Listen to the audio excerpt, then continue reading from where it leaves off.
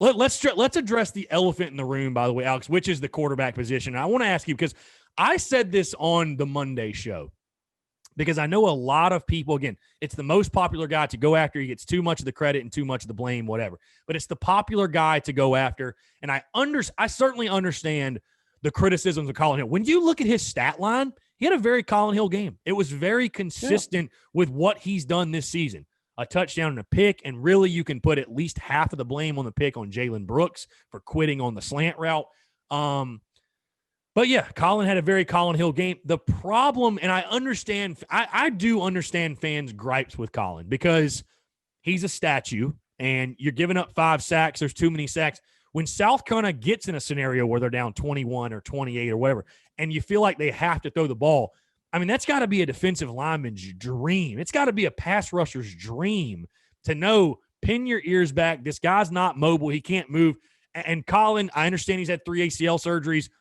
The moment he senses pressure, he collapses, right? I mean, he just kind of gives way. It just kind of is what it is. But I said this on the Monday show, and I just say this frankly, because a lot of people are clamoring for Ryan Hilinski. Heck, some of you are even clamoring for Luke Doty, the true freshman.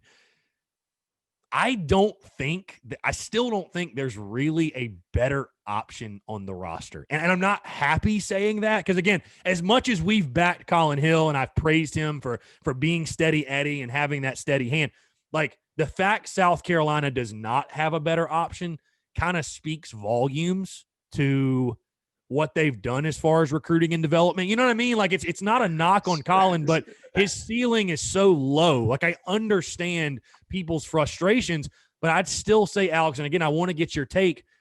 I still think Collin Hill is probably the best option you have available right now. So I think the answer is twofold. Yes, I think Collin Hill's the best option available to you because of the scheme. If we had any flexibility in that, there are better options. Yeah. Like, all right, fine. We can't, look, if we don't have the type of receivers to run the types of routes that we're asking them to run, how do we adjust that and bring in some more flexibility to the quarterback position? And basically you're saying if we were flexible in scheme as far as because I'm like equating it to if Mike Bobo was willing to say, hey, we're going to go with Luke Doty and run an RPO system. Like I'm going to completely change my philosophy as far as like we're not going to be under center as much. We're going to incorporate quarterback run, like fitting the scheme to the player. Like you're okay. Correct. Yeah. Which again, going back to our first show of the season was my biggest fear of this whole experiment was that, we've got these QBs on the roster that may not fit what he's trying to do. Is he going to mold his system to that, or is he just going to do what he's going to do? And be stingy in his system. Like he's stingy in the system, basically. Correct. And here we are. Right.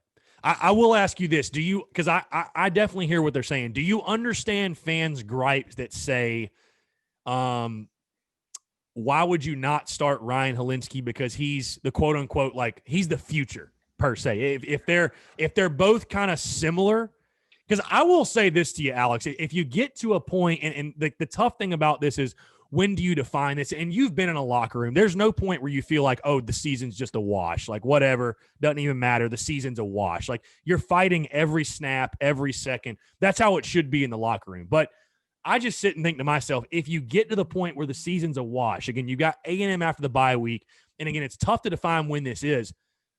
I would have no problem, if nothing else, getting Ryan Hilinski and Luke Doty much, much more involved, because in a way, I understand fans saying like they are the future. Both of them are going to be at South Carolina, you assume. I mean, assuming nobody transfers, whatever.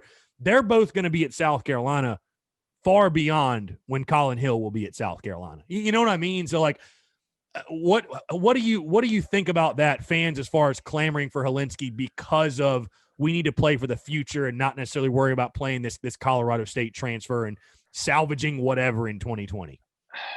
Yeah, I mean, in any instance, the backup quarterback's the most popular man on Right. campus Right. at most places. So Right. I throw a lot of it to that.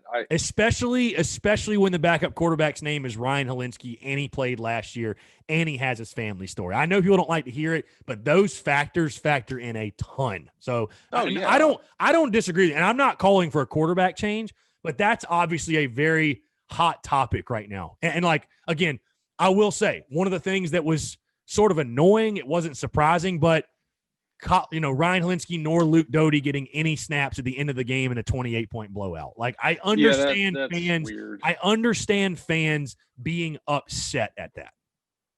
100%. And yeah, I mean, whether you, I mean, yeah, I mean, I would like to see him play just because of to build for the future, or just more than anything else, see what else you got.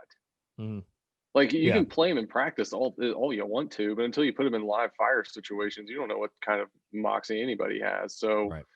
yeah, throw him in there. What does it matter? You're down 4 scores. I mean, especially in a year that doesn't count. It's like, again, because I know a lot of fans, again, clamoring for Luke Doty. Like, I say this Luke Doty, I think he's a true freshman. I don't think he's ready. And I don't necessarily want to just throw him in the fire. And, because if he goes out there and gets beat up, it might wash his confidence. Like, I don't know.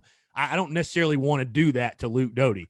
And then Ryan Hilinski, we know what he offers. I don't think Ryan does anything that Collin Hill doesn't do. And Collin Hill knows the playbook better. And again, we've had this conversation before. Nothing has really changed. Collin Hill did not play a great game on Saturday night. We know that. Again, I don't think Collin Hill's built to play in a game like that. I don't think he's built to go out there and, hey, we're going to put it all on you. We're down 21, throw us back in the game. I think he is who he is. And Collin Hill kind of fits this football team in the sense that he's painfully average. And I say that being as nice as I can possibly say it, but he is. Yeah. That's just, he is who he is at this point, and it kind of fits this football team. But again, I do understand fans, especially at the end of the game, why are you not seeing these other options? And again, like, especially in a year, I just say with eligibility where it doesn't count, like you don't even have to use a red shirt this year because the year literally does not count. Why would you not, like you're saying, want to get a guy's feet wet in an SEC game on the road? Because again, you can do it in practice, and it's and I'm not to pile on the kid, but it's like I told people about Jalen Brooks as far as temper your expectations for Jalen Brooks in his first game being eligible, bro. Yeah, we've heard all time. Unless your name is Steve Spurrier, there's no head coach coming out and ripping guys for their performance in practice. Everybody looks great. Everybody's in great shape. Everybody's playing well. I think Spurrier was one of the few that he just truly didn't give a damn. If you were playing like ass, he would call it. He would say, hey, he's not looking really good. Or, I'll just never forget some of the comments he had after practices about Clowney. And I mean, these are legends. He was kind of giving them slights and getting under their skin. But, who cares how you look in practice? Like, get in the game, get your feet wet, go against some real SEC competition, and we'll go from there. And you can learn about your guys from there. So I truly do understand the fans' frustration in that regard. Would there be a point in the season for you, Alex, where you would say, okay, you wouldn't have a problem per se, like Ryan Hilinski or Luke Doty getting the start or playing a majority of the snaps? Like, would there come a point in time in the season where that's something you would be open to or want to see? I mean, I would be open to it now. I mean, at the end of the day, what's the downside? Yeah. There's no eligibility to worry about. Yeah. So, I mean, like, why not put them out there?